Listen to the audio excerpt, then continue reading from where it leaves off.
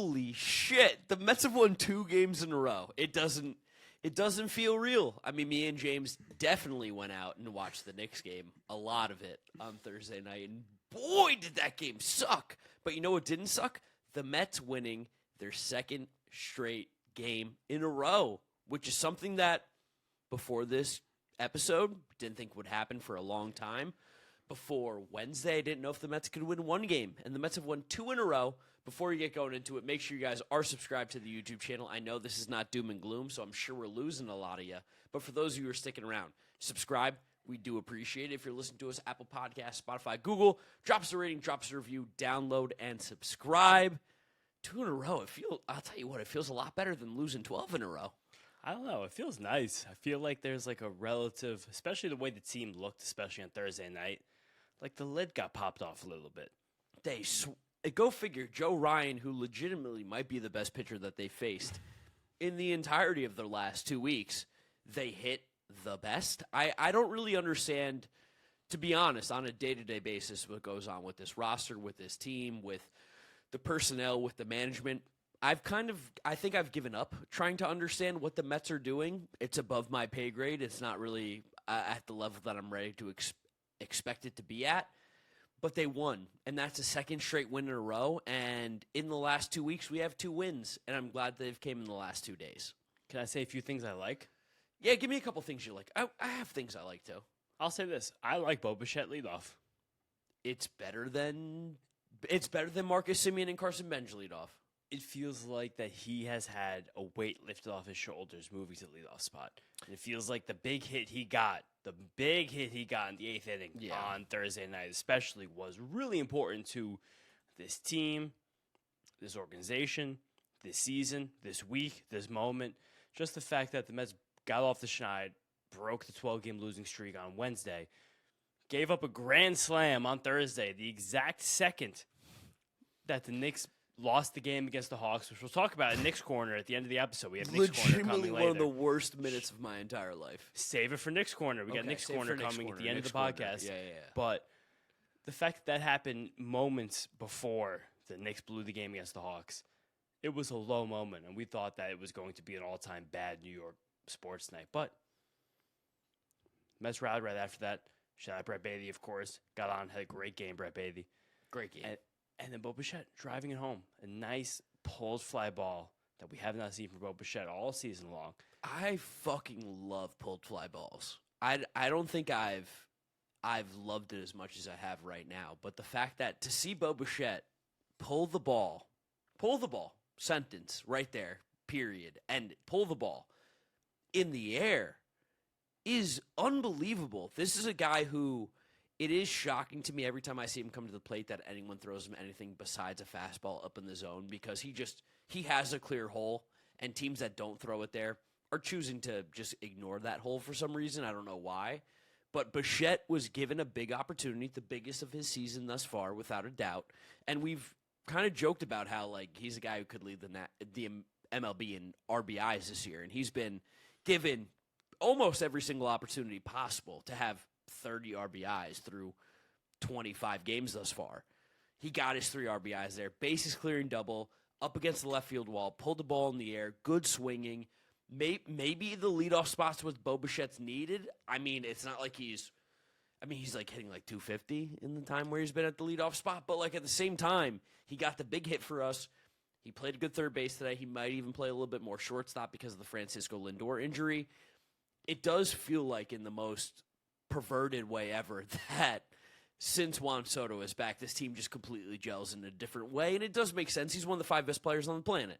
Especially the 5 best hitters on the planet. One of the 3 best hitters on the planet. Juan Soto's been on base nonstop since he came back from injury. Yeah. And it's like, and again, we want to talk about good, we want to talk about bad, all at the same time. Yes. When he got picked off on Wednesday, it was a low moment. But the way he walks, the way he got on base early in that game, again, it's great. And with Bo Bichette, I mean, it's nice the fact that a player who's making as much money as Bo Bichette can be, in this moment, possibly as valuable as Bo Bichette could possibly be with moving back to shortstop. Moved back to shortstop on Wednesday night after Francisco Lindor went out with the calf injury. And now that we know it's significant from every single beat writer, it feels like Francisco Lindor is out until Feels like the June. All-Star break. Yeah, I mean, post All-Star break, maybe trade deadline area, which is crazy to say for a calf strain. It feels like 4th of July is about where we should possibly be expecting, which is sad because a very, very long way away. But a lot of excitement around Mauricio coming up. I'm happy to see Ryan Mauricio get consistent at bats. Ryan Mauricio made multiple poor plays in the field. Bad plays. We want to mix negative, positive, very much intersect them on this episode here. Still, push all that aside. Very nice night between Wednesday and Thursday. They get 2 straight wins for this team after 12 straight losses. Every single win is going to be valuable. Like we were in a group chat talking about the Mets, and it's a math issue right now for this team. Yes. There's a lot of losses that have been banked that we wish would not have been banked at this point on, and we need to just win every single game. And the fact that we can win a series, and that's kind of how we have to think about the season from this point on. It's chipping away, it's winning series. It's just getting ourselves to a point similar to the way you think about like a playoff basketball game. Yes. Where it's like once we get to the second half, I want this to be a single-digit game, right? Going into the fourth quarter, you want 6 instead of 8. That's what I'm saying. Going to the second half, you want to be 7 instead of 9. Like you just want to be into a spot, and you're not going to be able to bite off all of this at once. As Mets fans, we're going to have to fight this entire season. This was the kind of game where you fight and you win, and that was nice to see from a team that we felt like even as soon as 2 days ago we had no fight. I mean, I think even like zooming it out a little bit about what the season could look like before we go a little bit more into the games. The Mets are 9-16 right now after winning tonight against the Minnesota Twins. The Braves are 8-18. If the Mets even want to have a chance at sniffing first place in the NL East, 18-8, have a chance at sniffing first place in the NL East, it's probably starting in the month of August, to be truthful. Like the fact that there is this 8.5 game difference right now, the Braves would have to go so insanely ice cold, and the Mets would also simultaneously at the same time have to go insanely hot right now, where those teams could meet up even by the end of June. It's unlikely, but we don't care what the standings look like at the end of May. We don't care what it looks like at the end of June, August, September. We're all Mets fans. We know what that happens. We know what goes on. We want to know what happens when the playoffs start. And while the Mets still have a ton of issues and there are a lot of things to address, these last 2 games, there have been the most encouraging signs that we've seen in weeks. And I'm not going to be the Debbie Downer here and pretend like I'm not excited about the fact the Mets have won 2 games in a row. Yeah, good. It sounds like you're forcing your way to be Debbie Downer right now. No. I'm trying to force myself to make sure that the people know that Debbie Downer exists, but I won't have any of it. All right, good. Because let's do positives. Let's do positives. Let's do 5-10 minutes of positives right now. Juan Soto. Fuck yeah. Juan I love Juan awesome. Soto. This Amazing. is his team. The New York Mets are Juan Soto's baseball team. I've never felt more confident about it before. Previously, after whatever it is, he DH'd on Wednesday night. First guy out of the dugout when the team wins the game. He's high-fiving everybody. He's doing the fucking Soto shuffle again. It feels like in the weirdest, most, again, insane twist of events and turns ever, that this is Juan Soto's team now. And to be fair, for a guy who signed to a 15-year contract worth more money than anyone's ever been paid in professional sports history, it should be his team, but it's starting to feel like it is his team, and I like that a lot. That kind of happened, like whatever the opposite of serendipitously is, like, I don't know, ominously. Consequentially? They're very different words. But with Francisco Lindor getting injured, the exact same injury that Juan Soto had. Insane. The day he came back, as Francisco Lindor came around with an important run that game on Wednesday night, but kind of falling down around third base and feeling like, oh my God, is he actually not going to score here? I was sitting directly behind the Twins dugout that game, watching Francisco Lindor run, being like, oh, he's not healthy. And on TV, I'll tell you, it wasn't much easier, too, because watching him turn second base, I was even like, he's not really going 100% here. And I'm telling you right now, he's not fast enough to not go 100%. What's going on? And feeling the way all of us fans felt as the team had lost 12 games in a row, like when you have a chance to get the go-ahead run, even in the 4th inning, like it gets late early when your team is playing this poorly. So for any opportunity that could have happened where he would not have scored that run would have been catastrophic. And we saw a guy got thrown out later in that game, which we'll definitely talk about in a little bit. But Jesus Christ. It's just like sad, like the misery, even coming up to consecutive wins, like the misery still finds the Mets. Like you can feel the way this team's going to miss Francisco Lindor on defense, especially in the game on Thursday. Just Ryan as he was Mauricio. getting hot, too.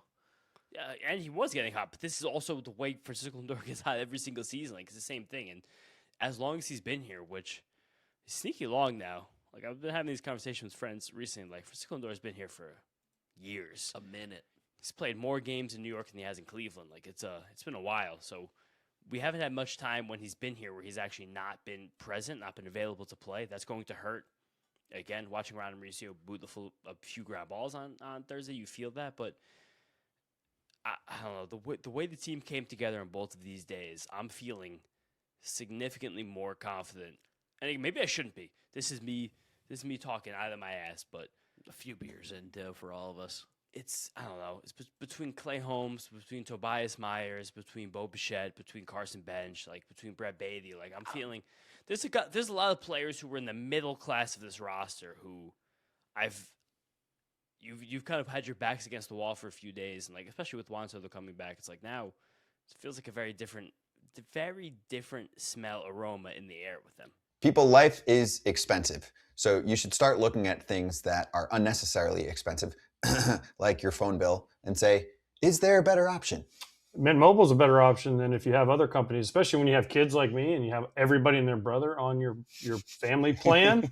Mint Mobile will give you a cheaper option with the same coverage. Yes, and some wireless bills are crazy with the bogus fees and the free perks.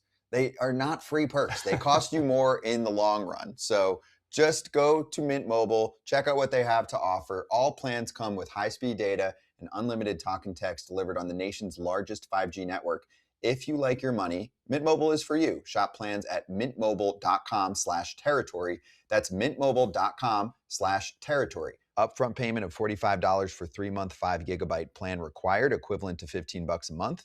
New customer offer for first 3 months only, then full price plan options available.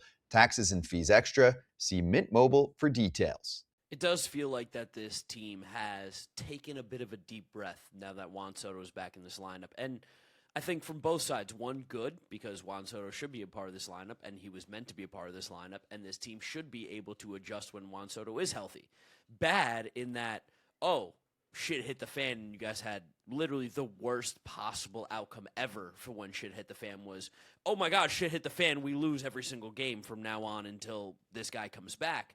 But I think there are some silver linings to take from, like, especially, again, I'm going to focus on the hitting side. Carson Bench has been swinging the bat better the past week. We saw him hit a home run today. We saw him hit a double. He's starting to pull the baseball again, which is huge. I know he's striking out probably a little bit more than we would like, especially compared to what he's walking with.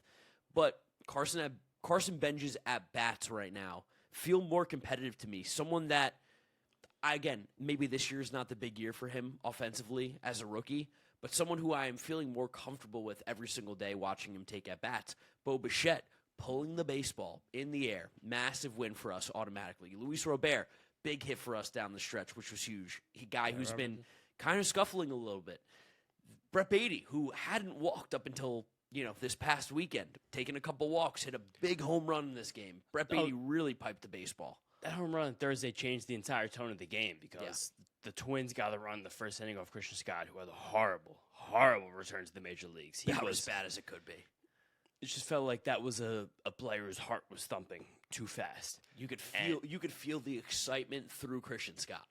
And you could also watch him overthrow, especially when you're missing high, then all of a sudden you start to miss your glove side. You're like, he's coming through too much, and the velocity was higher than it was this season so far at AAA. Like it was a lot for him. But it's nice because you have a bullpen of 7 long men. So Tobias Myers can relieve Christian Scott. David Peterson can relieve Tobias Myers. Those two guys both pitched very, very, very well in the game on Thursday until the K. Crimble Wasco Brazoban implosion. But it was nice. I felt like on Thursday for the first time that the Mets used their roster construction to their advantage rather than to detriment.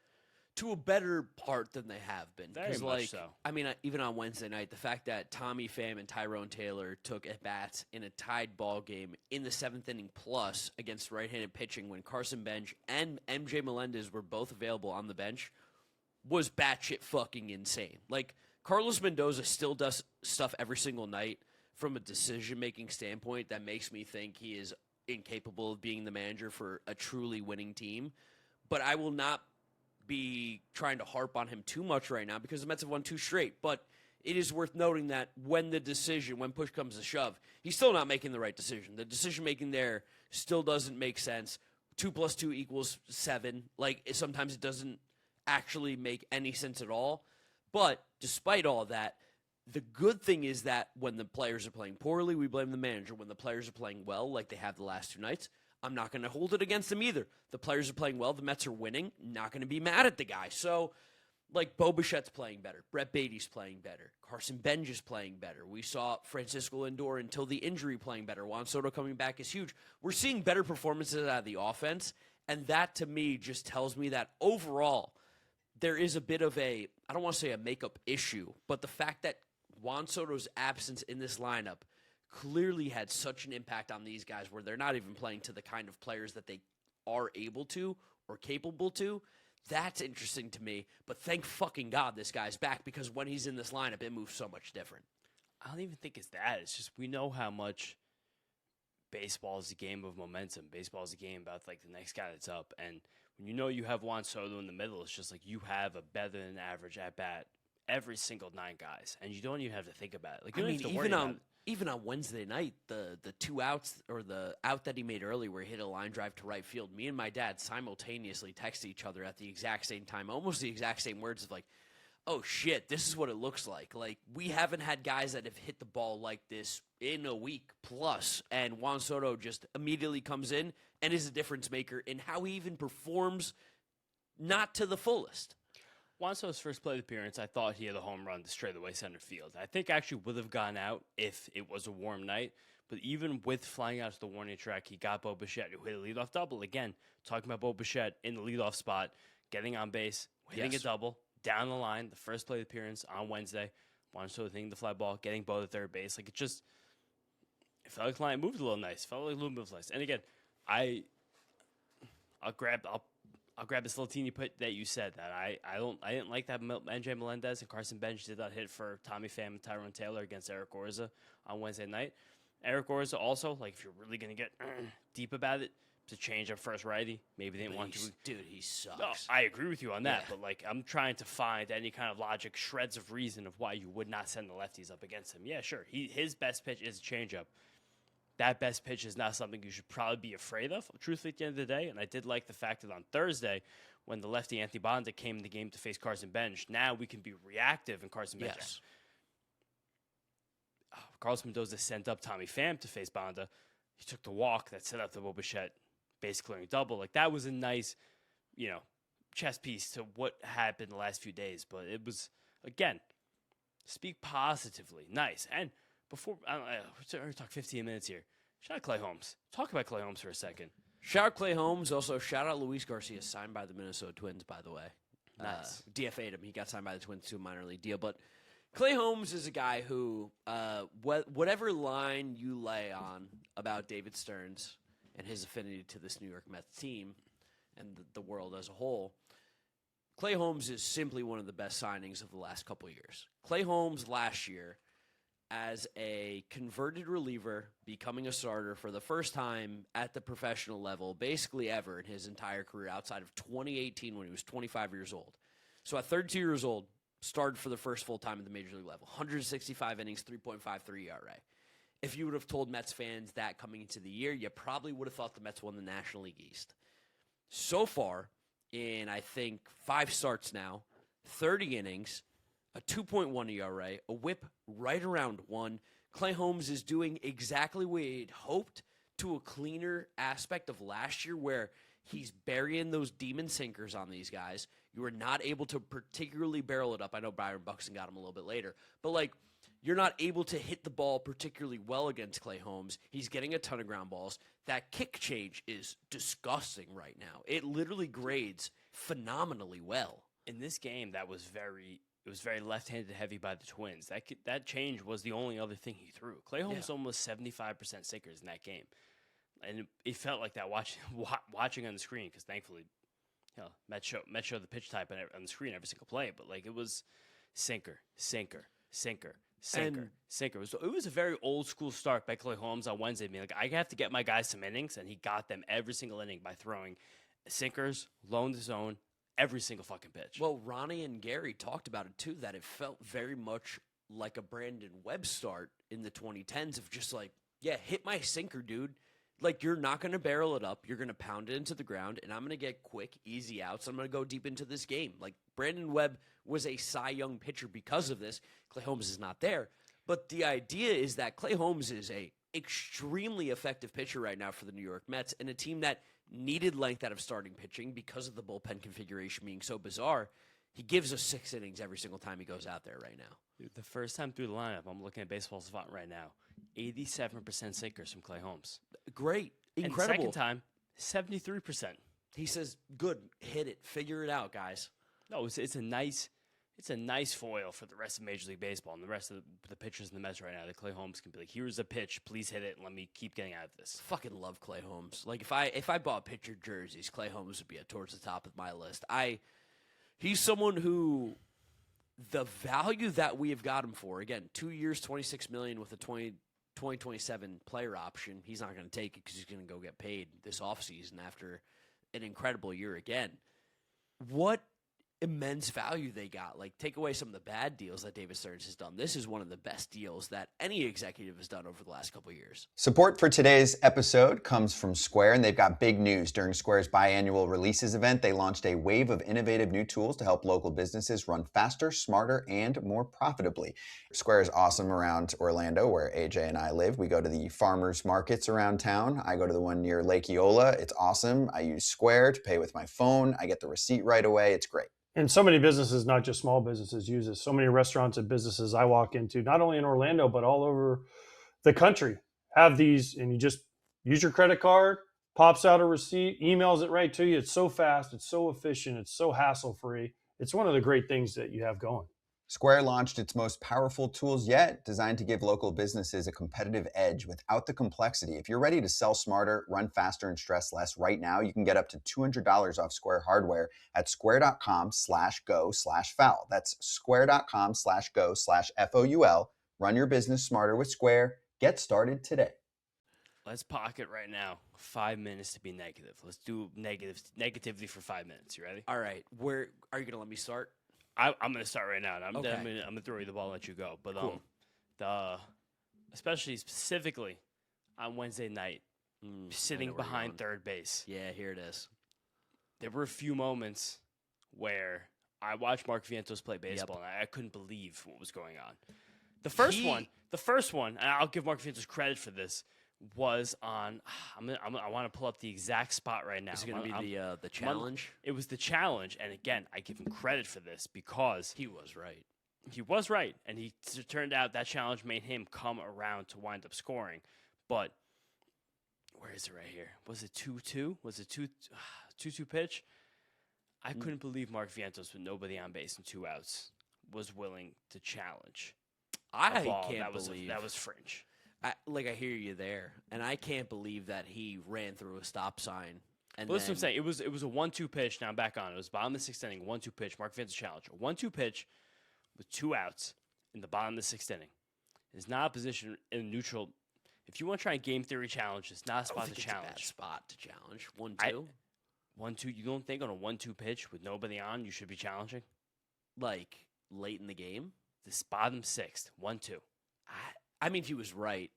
He had, and he was. You're going to have me defend Mark Vientos right now. He wound up being very right in that part of it. I was like, okay, I get you, but like in terms of the game theory of challenges, Sure. But after that, he does wind up walking. So hats to Mark Vientos for that. And then Marcus Semien, who's been swinging a very hot bat, doubles down the line, and then watching Mark Vientos directly in front of the play run so deeply through his stop sign because what we now know after the game because of his instincts. Yeah.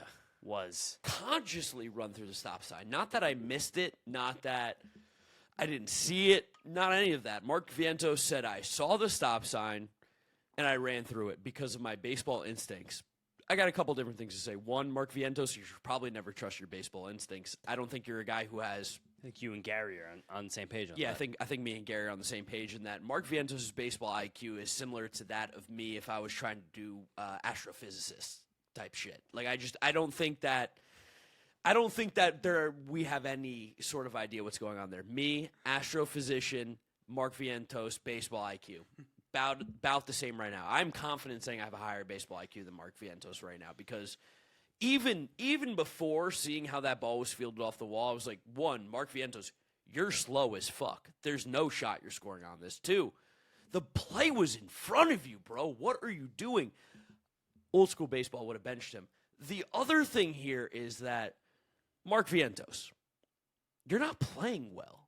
So you can't really be the guy to try and push the envelope as one of the worst athletes on the roster for a guy who has an OPS that's in the low 600s, isn't getting on base at all, isn't hitting for power, basically not doing anything besides showing up to the stadium every single day and existing as a human being, which is probably a little bit harsh. But, like, in the last 15 games, Mark Vientos has a 468 OPS.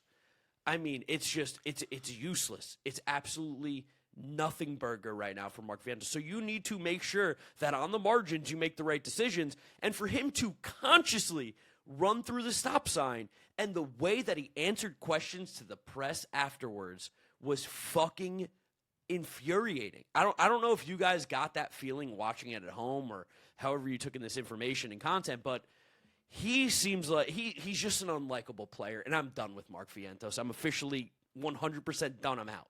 I was truthfully very surprised when we got the lineup on Thursday that he was playing first base over Shouldn't be. MJ Melendez. Shouldn't be. Why was MJ Melendez not playing against a right-handed pitcher? We haven't seen MJ Melendez in 2 days. Against right-handed relievers, right-handed pitcher on He's Thursday. been one of the best hitters on the team. Yeah, but hey, team hit really well on Thursday. Pump the brakes on that. But that was a really bad exchange for Mark Vientos, and one that, again, got worse when we talked to the media and seemed a lot worse when Gary and Ron were on the call on Thursday. I like to hear what those guys have to say. Like, I know Keith's been missing, but I do think that sometimes you can kind of read between the lines with Gary and Ron, especially when they do the broadcast themselves. If you actually listen to what they're saying and the context of what they're saying, I think you can learn about not just what's going on in the game, but what their thoughts are about what's going on in the game. And the fact that Gary and Ron both made comments about instincts, happenstance, while Mark Vientos was up, I think tells you a lot about what they think about Mark Vientos as a player and his opinion as a player, very much so.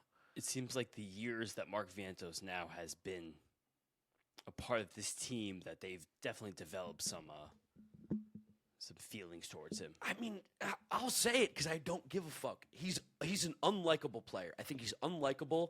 I think his attitude after the game, he got the game-winning hit, and his attitude after the game was like fucking awkward. It was uncomfortable. I think it was like very closed off. I think it was a little bit arrogant and a little bit standoffish, which I don't think Mark Vientos has any leg to stand on whatsoever.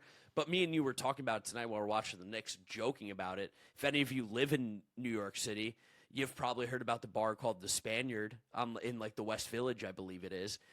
It's not a place that you particularly want to go, but I promise you Mark Vientos is hanging out there, and you know exactly what kind of person he is while he's hanging out there. It's an unlikable guy, and I don't want to root against Mark Vientos because he's part of the New York Mets, and he got a big hit for us on Wednesday. Big reason why we won the game, the game-winning hit. But he does shit constantly that drives me fucking insane for a guy who legitimately hasn't fucking shit in a cup. Like, he's done nothing. He's done nothing in his career so far. Yeah, we had one very good season. There was also he had 70 good games. We'll say this: the whole thing when the losing streak ended on Wednesday.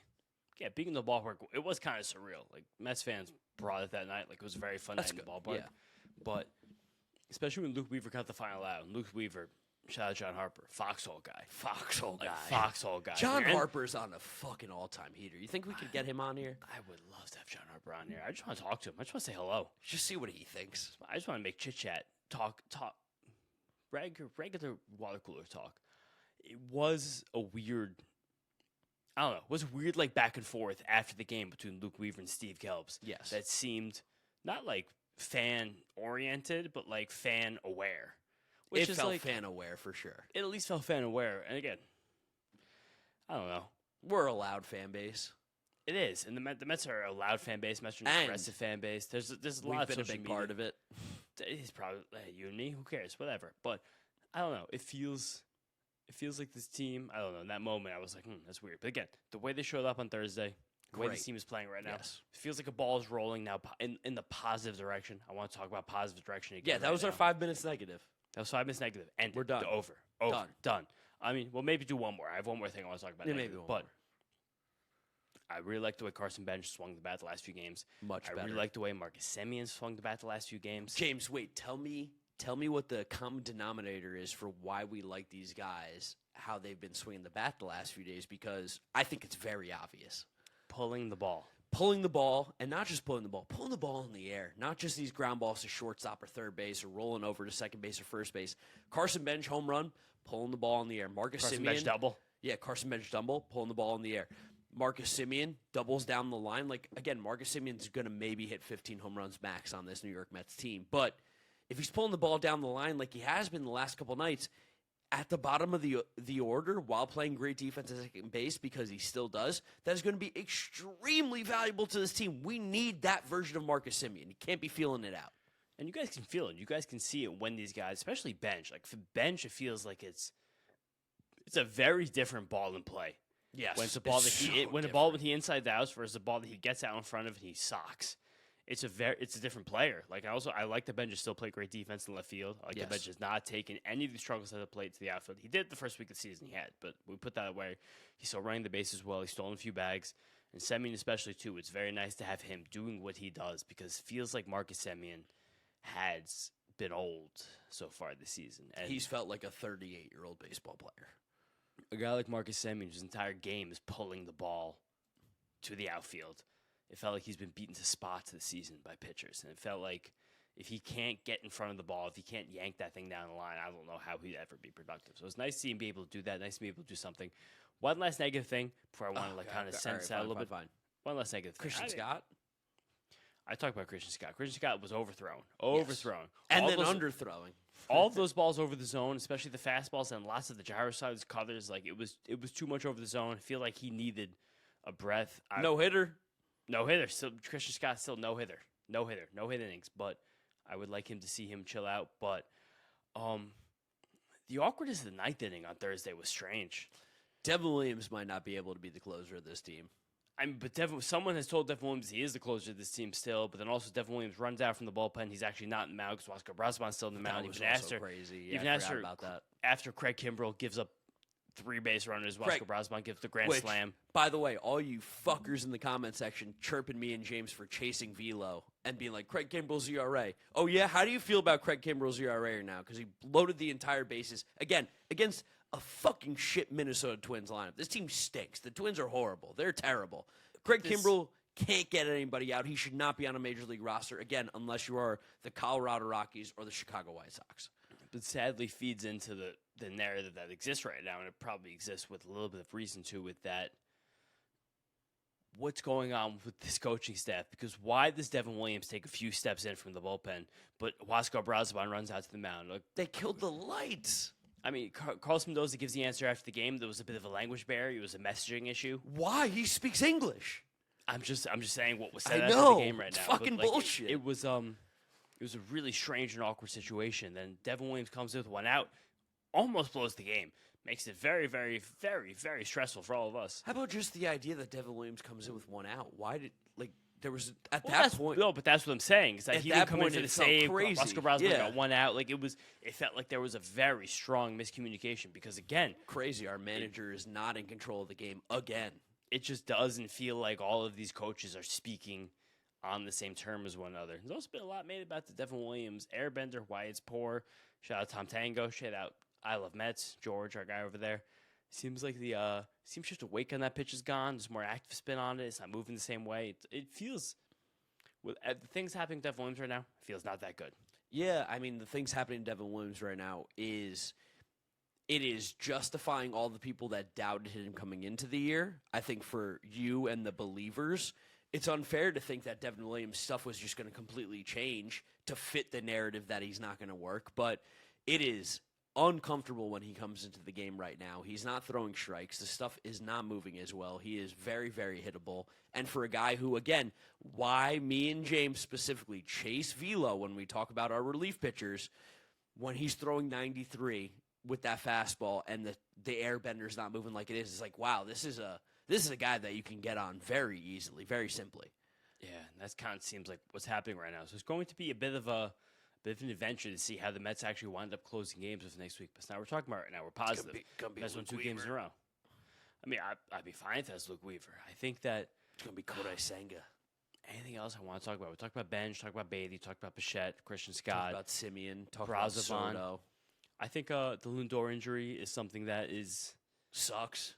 It sucks so badly. I don't even think Mets fans realize how badly it sucks right now because you can watch Ryan Mauricio, who had a couple of very bad plays at shortstop. Routine plays, though. I don't really know how the Mets are going to work this Bichette Mauricio situation. I don't know if there's a promise that Bichette he's playing third base. We kind of talked about it tonight at the bar where it was like I think the Mets need to see Mauricio actually as shortstop for a little bit at the major league level from 2 perspectives. 1, can he play shortstop?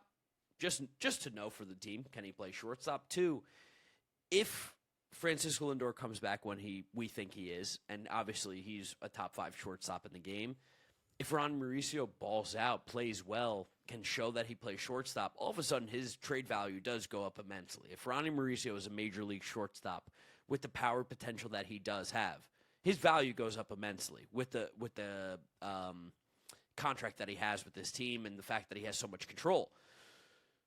I think that's possibly also a little bit of kiss of death because it doesn't seem like Ronnie is particularly good enough to play shortstop. And at this point, while Bo Bichette was also horrendous historically in his career at shortstop, not very good there, probably just play him at short and Ronnie at third when we've seen Ronnie be good at third. It's like, why take the guess of like average third base defense and okay shortstop defense versus like okay shortstop defense, okay third base defense? Yeah, I would definitely take the guy who's played like 500 major league games at that position over the guy who's played almost none, like truthfully, but who knows what's going on behind the scenes, what the Mets are going to work out with there. Also want to talk about the brief story very quickly about Juan Soto talking to the media and saying he didn't speak to the team. Good. Just quickly get rid of this. Will Salmon, nice article. I freaked out about that because I saw the Juan Soto quote that was posted on Twitter and the body language was... I did too. It was terrifying. It was terrifying body language to see. It was a terrifying moment. The Mets had lost 12 in a row. We were all a little bit raw in that moment. Shout out my colleague Eric Samolsky from NBC, just talking about the moment that happened, that Juan Soto kind of walked into the clubhouse and then the media scrum happened directly in front of him. There was a rush to him, and that's why more so that he was blunt. Yeah, not blunt, but even just like he looked weird on camera, looked uncomfortable because he got rushed by a dozen humans, individuals. And then again, Will Sam with the reporting after, all the teammates were like, yo, he's fine, he's good. And then after that game, Juan Soto again being the first guy to dug out, high-fiving everybody. No question whatsoever. It feels like right now that Juan Soto is a leader on this team. Yeah. And someone that's on top of every single thing that's going on here. And the way his plate appearances went down the last few days, very important to the fact that we won both of these games. Not an accident that Juan Soto comes back. And they're 2-0. We suddenly score a lot more runs. I think the Mets are, 8-3, I think, this year with Juan Soto or something like that. I mean, why not? Like, he's one of the best hitters in baseball. It was funny, too, just to give you guys a few seconds here. It was a little weird in the ballpark on Wednesday. So happy we won, but, like, there's a surrealness as like a real, like, Sandlother baseball fan, like, in Citi Field right now, especially when you sit so close. I don't sit so close usually. I'm an upper deck man. I like to hang out. You're a 400s man. I like the 400s. I like the 300s. I usually like to hang back, but I got a nice gift. I sat close to very close to the game on the visitor's side. It's just a little weird. You don't really have the same vision of the game that you think you usually do. Like, you're on top of it. You see everything. Like, seeing Lindor like pull up lame, again, horrible thing to see in front of your eyes. But like, it's weird. Like, you don't.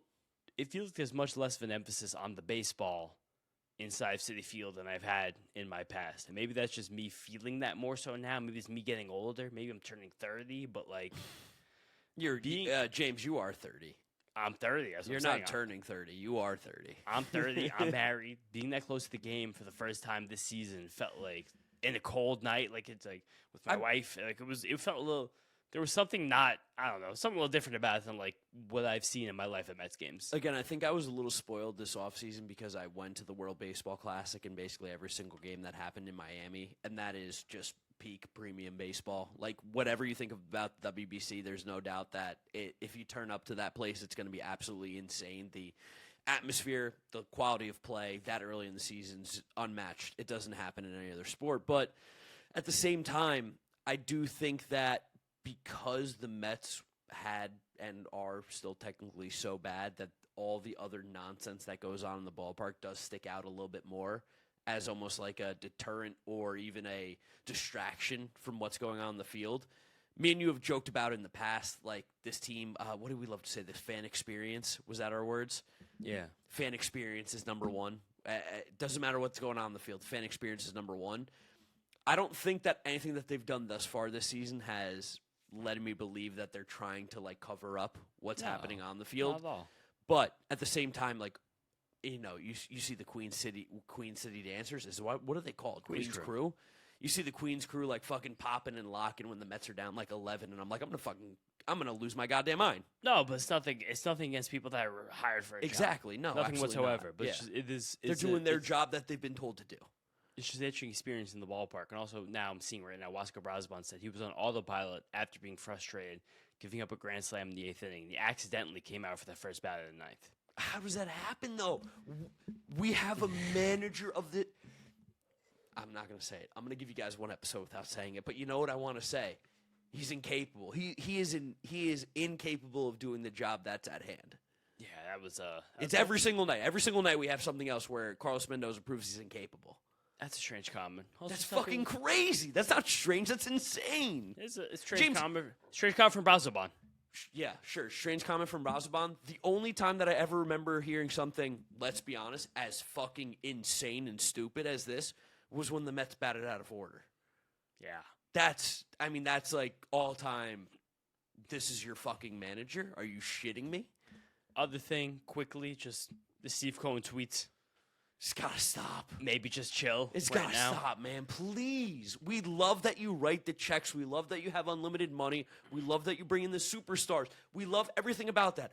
I don't need to see you tweet, honestly, ever again in your entire life. I don't need No. to see it. I don't want to hear Steve Cohen say that was a big boy moment from Bo. It's just weird. It's weird. It's kind of strange. It's like the boss, technically the boss of the company. It's the Steve Buscemi meme of like, how are you doing, my fellow youths? It's just Yeah. like, Big boy moment from Bo. it's just like, dude, just write the checks and put a good baseball team out there and be in the distance. I want you to just be the money. I don't want anything else. Yeah. If things get bad, I guess we'll talk about all this kind of stuff more. But quickly, 2 minutes to end us. Knicks corner. Knicks corner, and then series preview, Colorado Rockies. Oh my Gotta God, talk about the I forgot a serious preview. I forgot the We series got ending Frankie episode. Peppers. We probably do, right? I hope we got Frankie Peppers. Let's talk Knicks about corner. Knicks corner. Motherfucker, are you kidding me? That was the worst minute of sports in my life. Obviously, Carlos Beltran, Adam Wainwright. That one hurt more. 2015 World Series, fucking Lucas Duda throwing it over. The worst moment of sports. But in terms of like Multiple things- sports in yeah, 1 minute. things caving in at one point, the fact that the Knicks, that shit happened, and then the Mets gave up a grand slam within that exact same minute. Oh Just my drafted God! a tight end. Yeah, the Jets drafted a tight end. I'm a Commanders fan, so I feel pretty good about Sonny Styles. But like, my God, that was tough, and the Knicks just need to be similarly to how we've talked about the Mets. Just fucking man up for a second. You're better than the Hawks. Be better. Knicks held way behind early in that game, and then there was something that happened that the Knicks said they happened 2 games ago, that last game that they did again, where they took Jalen Brunson and Karl Anthony Towns out of the lineup at the exact same fucking time. Insane. And Mike I Brown don't know why keeps they would doing do this that, shit. because as this Knicks roster goes, you have to have one of those guys on the court all the time, and they didn't have that. All year, if you have one of those guys on the court, team's plus. I don't know why And- you wouldn't just follow that. I'll say this: 45 seconds. Mikal Bridges, you are fuck one me. of the worst athletes I've ever seen in my whole entire fucking life, dude. I the fact that you could hate play, him. the fact you could play 21 minutes of professional basketball, you could be minus 26 and not score a fucking point after. That's a go home, take a serious look in the mirror, and be like, what the fuck is wrong with me? Like, honest to God, like, you have to look, like, and again, he was getting benched late in the game. They brought him back in late in the game, but he was so unbelievably he's bad. useless. Miles probably wound up getting 30 minutes in this game. He wound up being plus 16. Your boy Miles crazy. with Deuce. I know, Deuce I- was fuking great. And Deuce Drew was Stott's been awesome fucking in this crazy. game. He did play well. Cat didn't really get many touches down the stretch. Jalen Brunson, the ball got sticky.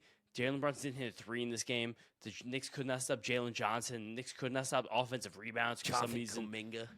Mitchell Robinson was very, very, very ineffective in this game. This was the catastrophe for the Knicks. This was a And very they still lost by 1. very clear indication this Knicks team is not capable of winning a championship. Of course, that we knew that. Yes. But now we really know that. Like, maybe you squeak out a 7-game win against the Hawks, and then you really feel good about yourself, and you fight against the Celtics, and, like, guess what? Who the fuck knows what happens? Got to go 6 now if the Knicks want to win it. So that's fun. How could this team win 4 games in a row after the way we watch these 3 games go down? Like, there's Do they fire absolutely no Mike Brown fucking if they way. lose in the first round? You just start over again. If we lose to the Hawks, there's gonna be some like French Revolution shit going on with like Mikal Bridges and like Midtown. Like, I'm just saying, there's no way that they can lose this series. But if they do, it'll be cataclysmic. It was disgusting to watch the next game. It was terrible. Like, they went down big, and I'm happy to see them claw back. But like, it was painful to watch that game end. To be with the one possession, not get a final shot off And honestly, a lot falls on Jalen too. I love Jalen, but a lot. falls on him Jalen's in had this a game. very bad couple games. Even this game, Jalen was actually like relatively efficient for Jalen. Yes, But he just like he didn't hit a 3, and like that's it goes back and forth. But like, you don't hit a too many 3, and, guys like, disappeared. at the end of the game, those last 3 or 4 possessions of both halves, like, it felt like the ball got a little sticky with him, and it felt like Cat, especially OG, who were like all over the floor, having great games, the 2 of them. If you could have incorporated some kind of 3-man game, you probably could have found one more basket to win. You just did not do that. Just gotta get Carl the ball a little bit more. He played great tonight.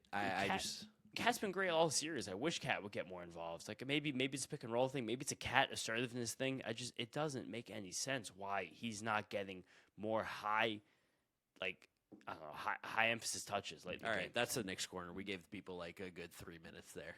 That was it. We Well, lost Frankie? them all. All right, no Rockies preview. Rockies preview. I forgot what the Rockies. Give us pitching matchups, James. Rockies preview. Come on, we got the big old Colorado. Mets have a chance to get on a winning streak right now, even more than they already have. Chill the fuck out right I'm now. looking for Mets getting 3. on a I'm winning looking for streak. 3. I'm looking for a 3-game win streak. I'm happy with 3. All right, Friday evening, 7:10. Freddie Peralta versus Michael Lorenzen. Saturday, Jesus. 4:10. Kodai Senga versus kind of an ace-off, Jose Quintana. Sunday, 1:40. Nolan McClain versus, it's a question mark at the moment for the So that will Rockies. probably be opener plus Chase Dolander, if I had to guess. Which I chose think so. Dolander? Dolander who's- pitched Thursday. We're missing Dolander. He pitched Thursday? No, Yeah, I dude, he believe didn't so. pitch. He didn't pitch. James, today's Thursday. Oh, he pitched Wednesday. He pitched Yeah. Wednesday, Monday. Thursday, Friday, Saturday, Sunday. Okay, yeah, I guess Monday would be his day. Yeah, I think we're going to miss Dolander. Good. I'm glad. I'm happy to miss Chase Dolander. He's fantastic. I guess it would be Ryan Feltner maybe or Tomoyuki Sugano. Nice. I mean, probably not Sugano, because Sugano's starting regular. It could be Felter. I mean, regardless, the Mets should be absolutely fucking up the Rockies. Yeah, it's just again, let's not think about things in too much of a There should be no existential thinking way. against the Rockies. This is actually one of those where it's like show up and play. All right, so Dolander pitched on Tuesday, so actually it seems like he is lined up. He That could is Dolander. he could rip us on Sunday. All right, then got to win Friday, Saturday. That's an ace-off. McClain Dolander is That's kind of sick, actually. Baseball. If you, It's fuck, I appointment sold- television. God damn it! I sold my tickets in advance on Sunday. Got a good deal on them. You can buy some back. I might have to buy them back. This Rockies team is Pitiful. no, it's the Rockies. They are the Rockies. Mickey Moniak's hitting a ton of home runs in Coors Field, but he's hitting a ton of home runs. Hunter Goodman's hitting a ton of home runs in Coors Field, but he's hitting a ton of home runs. Troy Johnston's hitting in Coors Field, but he's hitting. I like Troy Johnson. That's what I've got to offer. Yeah, we're getting Chase Dolander. Fangraphs tells us Chase Dolander Sunday against Nolan McClain. That's actually kind of sick baseball. That's like sick in the most that's awesome. fucked up way possible. It's fun though. Chase Dolander is great. Like Chase Dolander is the kind of pitcher that was That's my guy. incredible college, incredible the minor leagues, got to the Rockies. The got Rockies kind did him an injustice. Let's not say he got to the Rockies. The Rockies put him in got stuck- baseball fucking hell for honestly selfish reasons. I mean, you get picked 9th overall. You're not really going to be upset about it, but you get stuck against I'm the wall upset. pitching in the incredible altitude. And I think Chase Dolander has adjusted well by becoming an East-West pitcher recently. And I think that the way he's kind of manipulated his fastball versus sinker versus changeup versus slider versus curveball is like it's impressive that he's found a way. Maybe this credits to the Rockies coaching. If they've found ways to kind of find success inside the Coors Field. Not that they have so far, but like maybe more so than ever before because right now they actually have a thoroughbred. Mets have to win the series. Have to. Yeah, 2 out of 3. 2 out of 3. I'm not asking for 3 out of 3. I'm gonna be 2 out of 3. No pressure guy. here. Just let's play good baseball. We got good players to win 2 out of 3. Win Friday, Saturday. We'll worry about Sunday when we get there. No, this Rockies team. This Rockies team sucks. Avoid Edouard Julian as a lefty. Troy Johnson, T.J. Rumfeld. Jordan Beck is exciting. Jordan Beck is going to put one in the cap or put one down the line this series. You know he's going to do that. He hasn't done much of that this year. He's done none of that this year. I'm telling you, he's going to do something. My boy Ezekiel Tovar is going to do something, though. I know it. This is the problem with the Rockies, and it kind of sucks for all these guys, is that it's very difficult to go from Colorado to other ballparks because the pitches just simply move differently with the air density. And it does suck for them. I think Hunter Goodman's also a very, very good player. Mickey Moniak, like you said, is a very good player. That's it. Yeah, win 2 out of 3. That's it. Win 2 out of 3. It's the fucking Rockies. This is supposed to be the worst team in baseball. Don't be pussies. Win baseball games. It's that simple. Got Frankie, right? Oh, thank God. Give me Frankie. Francis Peppers coming at you. Oh, Francisco Gentlemen, Peppers. this is Frankie Peppers. How you doing? How you doing? So I sort of forgot what that felt like. It feels pretty good, don't it? Don't it, gentlemen? But I think the Bean still wants Devin Williams. I think he's still better off in the Bean. He might be. But hey, boys, 2-game win streak. That's pretty good, right? 2-game win streak. I feel like if these Mets can end this month 2 or 3 under 500, that means momentum is on our side. Silly as that may sound, but I think that's true. All right, boys, I'm tired. This game took a year off my life, so I'm going to go try and recoup that. I hope you boys are doing well. I'll talk to you soon. Let's go, Mets. Where's the off button? Oh, my God. I forgot it. Oh, okay. Bye, boys.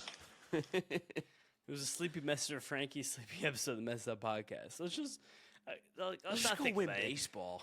I'm not going to talk about the standings. We're not going to talk about the fucking playoffs. Fuck that Mets, shit. Let's just Mets are just, 9-16. They're just 6. chip. They're Just 6-14 right Just now. keep in chipping. April. Two out of 3s. Just chip 2 out of 3s. Doesn't matter. Just Keep- win series. Nothing else fucking matters. Keep chipping away, and at least you're not the Philadelphia Phillies. Just keep chipping away. Win Keep series. chipping away. Win series. That's it, guys. Thank you for listening. Thank you for watching. Make sure you subscribe to the Messed Up Podcast on YouTube. If you're listening to us, Apple Podcasts, Spotify, Google. Drop us a ring, drop us a review, download, and subscribe. Follow James on social media at James Shiano. I'm Giraffe Nick. Mark, thank you guys for listening. Thank you for watching. We'll catch you on the next one. Don't let the Mets get hot. Peace out. Peace out, guys. Knicks, please. Something, please. Please, God.